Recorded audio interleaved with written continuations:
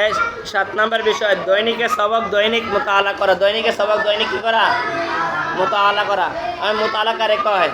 মোতালা হচ্ছে প্রত্যেক দিন যে বিষয়টা আপনি পড়বেন, আজকে যে বিষয়টা উস্তাদ পড়াবে ক্লাসে, এই বিষয়টা আগে ক্লাসে আসার আগে কি করা? নিজে নিজে দেখে আসা, নিজে নিজে পড়ার কি করা? চেষ্টা করা। এটাকে কি বলে? মোতা আলা। মোতা আলা। এবং দৈনিকের সবক দৈনিক মুখস্থ করা। আজকে উস্তাদ যে সবকটা দিচ্ছেন, এই সবকটাই কি করা? মুখস্থ করা। মুখস্থ করা, বুঝেননি?